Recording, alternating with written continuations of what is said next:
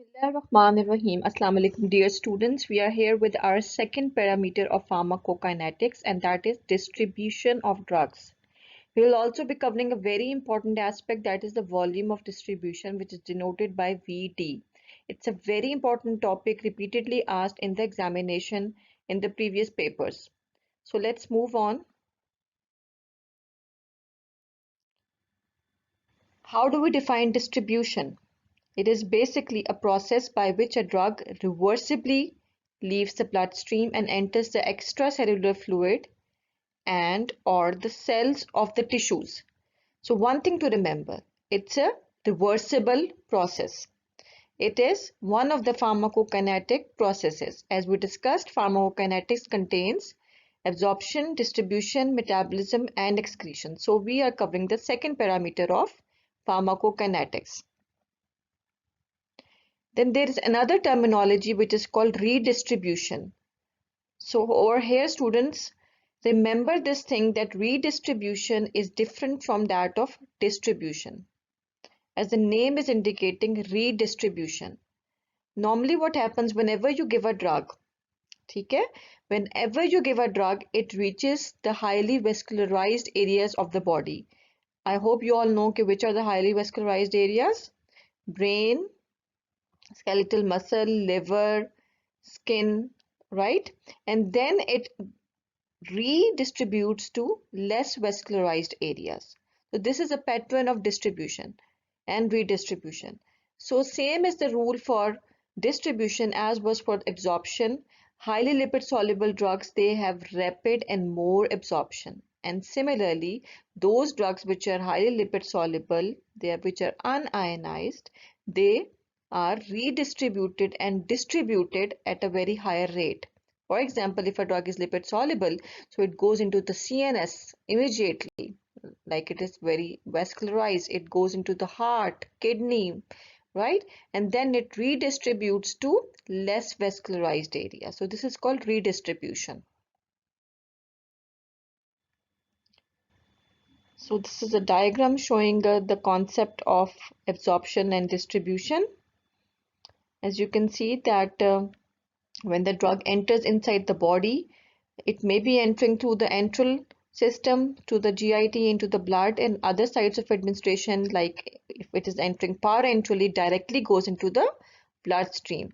So as I told you earlier, distribution is a reversible process, right? So whenever there is a need for the drug, it moves from the stored site to the site of action. So this is a reversible process, and the metabolism is mainly occurring in the liver, which we'll be covering in the upcoming lectures, and excretion is mainly through the kidneys. So this is a broad outline of pharmacokinetic processes. So once again, this is your diagram from your big cat zinc, and it is demonstrating when a dose of a drug is administered into the body. So what happens that it is absorbed and reaches the systemic circulation, and it is distributed to different tissues. And when the drug concentration reaches the site of action, then there comes the role of pharmacodynamics. So the drug shows its action, that is called pharmacological effect. If the response is in a good and positive way, it is called efficacy. However, if it shows the toxic effect, it can cause toxicity. So these parameters come under the heading of pharmacokinetics, and this in which the drug is acting on the body, it's showing its pharmacological action, that is called pharmacodynamics. So whenever we take your viva, this is the basic definitions which you should know. Okay, how do you define distribution? What is pharmacokinetics? What is elimination? How does it differ from excretion and clearance? Okay. So students, this is very important to remember. This diagram is from your Lippincott, and to understand the concept of volume of distribution, you should know a little bit of the physiology. Okay, so as you can see that this is the vascular compartments on this side it is showing, and whereas this is the extravascular compartment. It is giving the example of a drug. For example, this is A. it is present in the vascular compartment, only 2 units of that drug is present over here. Whereas the concentration of the drug which is present in the extravascular compartment, right, it is 18 units. So how do we define volume of distribution? Volume of distribution, amount of the drug in the body divided by concentration in the blood. So the total amount which was administered in the body was 20, right? If you add 18 plus 2, it was 20, whereas the concentration that was reaching in the blood was only 2. So this is volume of distribution of that particular drug would be 10. All right. It is for those drugs which are present more in the extravascular compartment. Whereas now you can well appreciate that the drug B is present in the vascular compartment.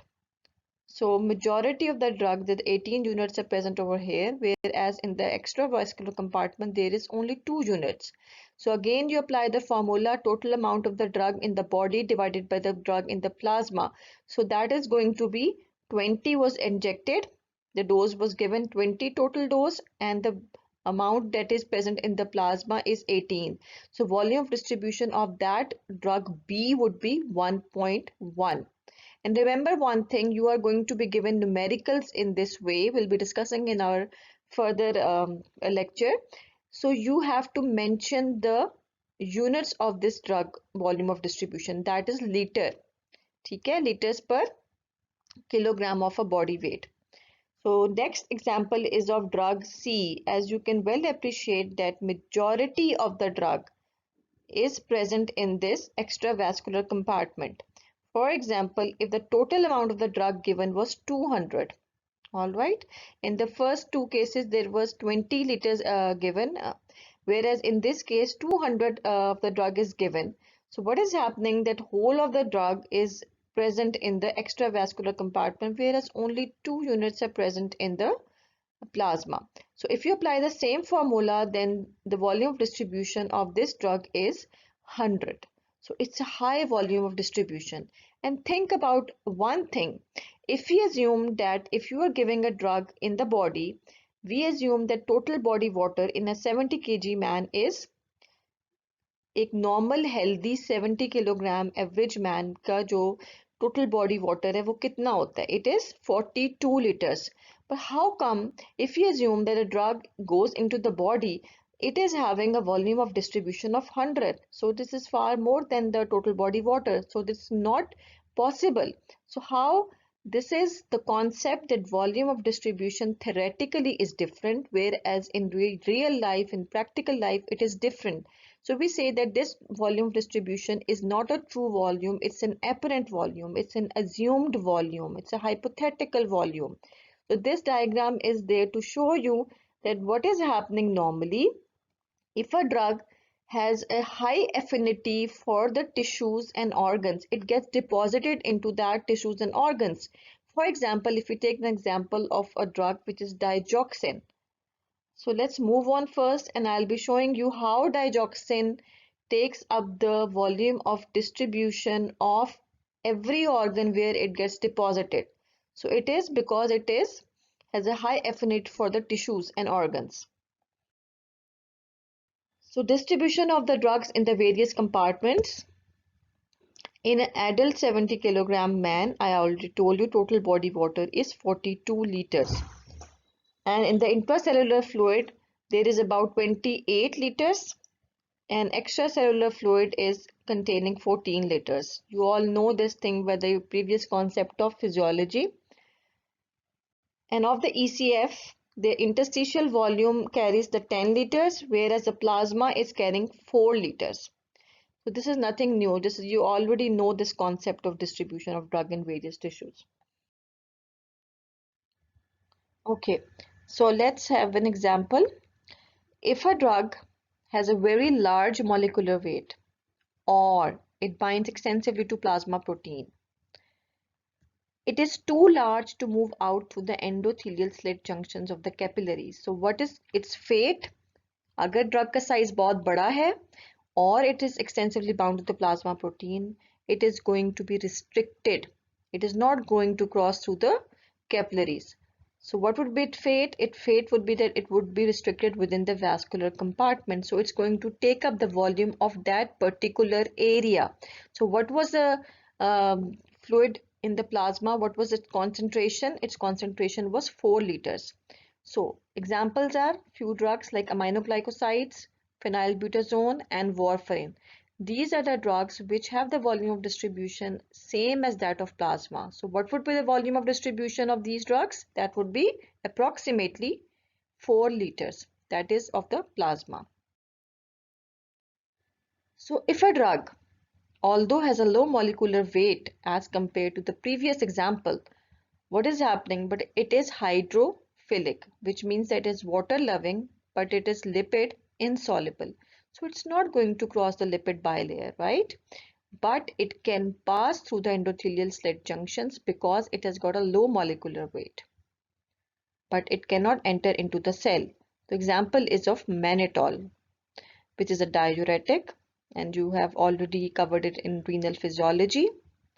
So therefore, the volume of distribution of mannitol equals to the extracellular fluid volume, that is equal to plasma volume and interstitial fluid volume. So making it around 4 plus 10, that is 14 liters. So simple. We have so far covered two examples of drugs. Number one, those which have a large molecular weight and they are also hydrophilic. So they stay in the same compartment of that of plasma. And now we have covered another group of drugs which have, although a low molecular weight, but still they are hydrophilic, which means that they are not lipid loving. So they are lipid insoluble. So they are just going to stay there. Now there is an example of drugs which takes up the volume of total body water. Total body water was 42 liters. So what are the particularities of that particular drug? They should be low molecular weight and they should be lipid soluble and they should be water. They are not water loving, they are hydrophobic. So they are not polar, they are lipid soluble. So this is a very good example in which the drug has a low size molecular weight as well as they are lipid soluble. So they are going to readily cross the membranes and they are going to get distributed and take up the whole body water. So would be ideally equal to the total body water, that is 42 liters. And examples of these drugs are alcohol, right? So now another scenario is कि volume of distribution is more than the total body water. Like I gave you the example of digoxin, ठीक है, which is an example of drug given for the treatment of cardiac failure, which is a cardiac glycoside. So that has got a heavy or very large volume of distribution, even more than the total body water, which is 42 liters. So how is that possible? So it's a big question mark, and it's a very, very, very important question which has been previously asked in your exam.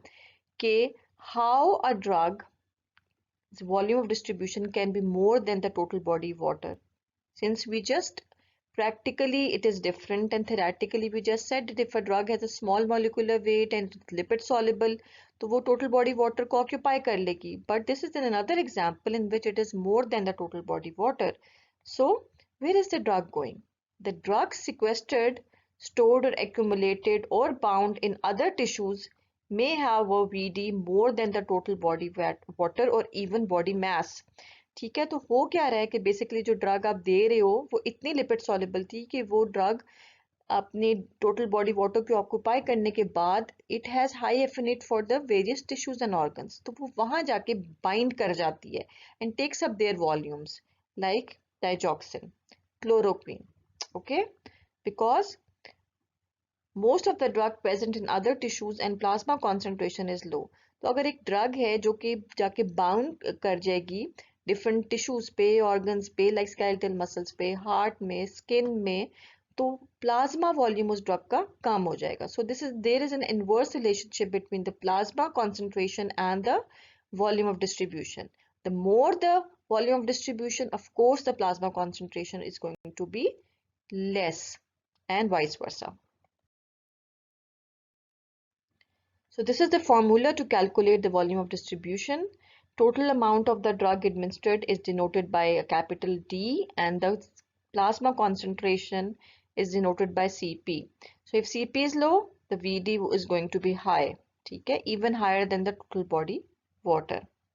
That is why we call this volume of distribution as an apparent or a hypothetical volume. It's not a true volume, because normally true volume तो तब होता ना कि हम कहते हैं कि एक drug is having a 42 liters of volume distribution and it cannot exceed it, but this is exceeding it. Why? Because apart from the whole body fluid, it is also going to take up the volume of that particular tissue, making the plasma concentration less. Okay, so example is of digoxin, which has got 700 liters of volume of distribution. So students, kindly attempt this question in your own words that explain how the VD of digoxin exceeds total body water volume, which is 42 liters. You can be asked this question in your exam in this way of even of digoxin or chloroquine or any other drug. Then you can be asked why this volume is called an apparent volume or hypothetical, or you can be asked why this is not a true volume. Justify your answer with an example. All right. So there are various factors which determine the distribution. So let's see what are these factors. Size of the organ, regional blood flow, solubility or ability of the drug to cross the membranes. So these factors affect the distribution of a drug, apart from the factors which are affecting the absorption, all right, and binding of drugs. Size of the organ.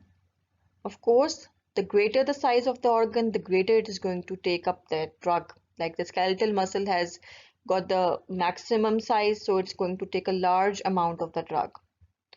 Regional blood flow is the same for that of absorption.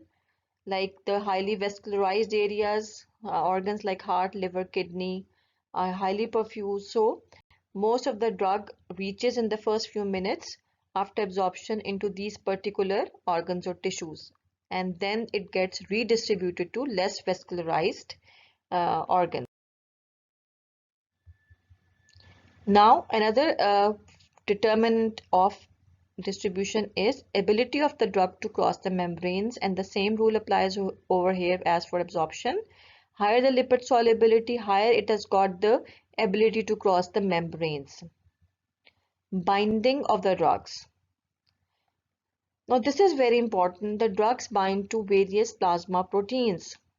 So you must be familiar with the plasma protein terminology. There are various types of plasma proteins in the body. So warfarin is a classical example, which is an anticoagulant, which is oral anticoagulant, and it has a high affinity to bind to plasma albumin. All right. So if a drug is bound to plasma protein, so what would be its concentration in the vascular compartment? So of course that concentration is going to be decreased because the whole majority of the drug is bound to the plasma protein. And you all know, remember one thing, another very important HCQ which is being repeatedly asked is, what is the clinical significance of plasma protein bound drug? So remember one thing, those drugs which are bound to plasma protein, they are pharmacologically inert. They act as a reservoir. Reservoir means that when there is a need in the body for that particular drug, so the drug detached from the plasma protein and becomes available into the circulation. All right. So plasma protein binding, it's another important subtopic in the distribution, which is also important from examination point of view. So entering the blood, a portion of the drug is bound to plasma proteins, mainly albumin, and is inactive pharmacologically, that is inert. So a portion that is free or unbound is available for pharmacological action at receptors. So in other words, the drug which is bound to plasma protein, it is not producing its action, it is not metabolites, it's not excreted, so it is pharmacologically inert. For a drug to produce its action, क्या होना चाहिए कि the drug should get unbound to its plasma protein. Okay. So this is another diagram showing the Same pharmacokinetic processes: absorption, excretion, liberation of the drug, and the biotransformation. And this is the free drug which is present in the central compartment, and various tissue reservoirs where there is an equilibrium between the bound and the free drug. So characteristics of plasma protein bound drug, that I just told you, that's a very important subtopic. And normally, as a rule of thumb, acidic drugs, they bind to albumin, and the basic drug, they bind to another protein which is alpha acid glycoprotein, and this often comes in your MCQ as well. Okay, this process of binding is reversible. Just told you, it acts as a reservoir, and there is an equilibrium between free and bound drug. That form of drug is pharmacologically inert or inactive. It is not producing its action. It is not metabolized, not excreted, and acts as a reservoir for the drug. And of course, this leads to fluctuations in the actions. If the drug is bound to the plasma protein, so it is not present in the circulation for its action, so its plasma concentration is also going to be affected. And a very important point, this is very important, note down over here students, whenever two drugs are given together which have a high affinity for the plasma protein binding, for example आपने एक drug the warfarin. Let's see if on the next slide we have this particular diagram.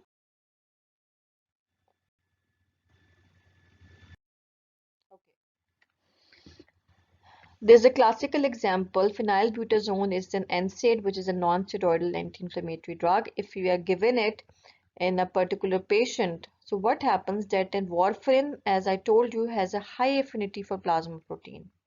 Okay, it's an anticoagulant. So phenylbutazone, when given simultaneously, it displaces warfarin because phenylbutazone has more affinity for plasma protein.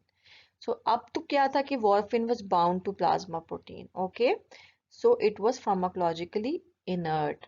It was not producing its action. It was not producing any type of toxicity. But when this phenylbutazone kicks out warfarin from its plasma protein and binds to the plasma protein itself, so what happens? The plasma level of warfarin increases, leading to its toxic effects, and which is bleeding. All right, so it is one type of drug interaction. So another MCQ which is very important is was usually asked is K drug interactions. Plasma protein bound drugs are the likely candidates for drug interactions. Okay, so जो दो drugs हैं which are high affinity for plasma proteins, they can displace each other and lead to the toxicity of another drug. So this was all about the plasma protein binding drugs, its clinical significance with examples. So far in this lecture, we have covered how do we define distribution, what is volume of distribution, why it is not a true volume, and the examples of the drug which takes up the volume of the particular tissue or area. And we discussed about the plasma protein binding and their characteristics with example. So see you in tomorrow with your next lecture on volume of distribution. It was just introduction. We'll be covering more factors which affect the distribution and volume of distribution and its clinical significance in the next lecture. Till then, submit your assignments in your particular WhatsApp groups, and thank you very much. Allah Hafiz.